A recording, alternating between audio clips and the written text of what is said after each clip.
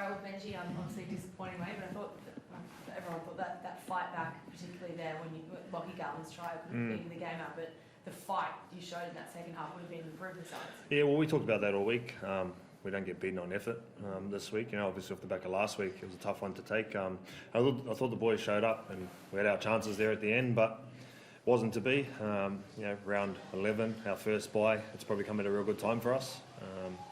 Give us a chance to regroup, go through what's working and that. And the reality is we're 5 and 6, and a position we probably thought we could be better than. But at the same time, you've got to take stock of where we've come from and take the positives away and get better for next week. And seeing next year, Coruscant stepping the trial like that was something to marvel at.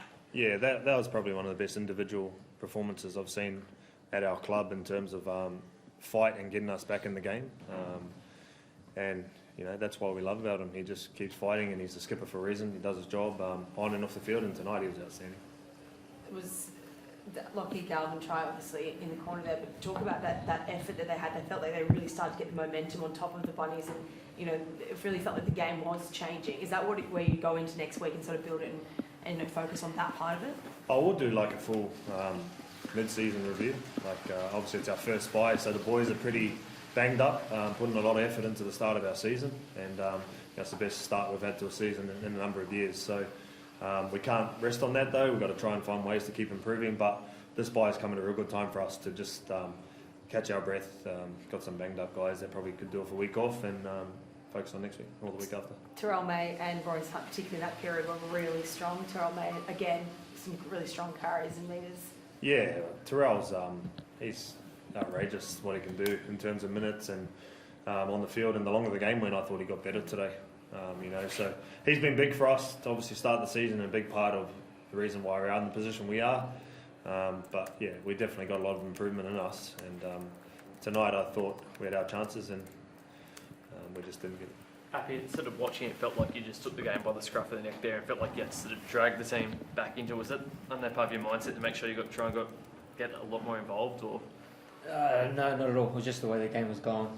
We started generating some ruck speed, which brings offloads, and that got me into the game a little bit. So I think we just started turning momentum, and just happened to be there. Can you talk us through the feign kick, the step on Latrell? Broke his ankles there?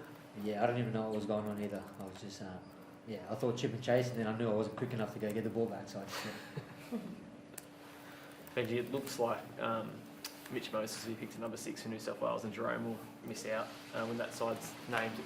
What are your sort of views on that, and Jerome missing out on that spot? Oh yeah, I'll talk to Jerome privately. I'm sure he'll be disappointed, as we all are. But that's a decision that's out of our hands, and wish we could do more for him to get him in that team, but it'll make him hungry and better.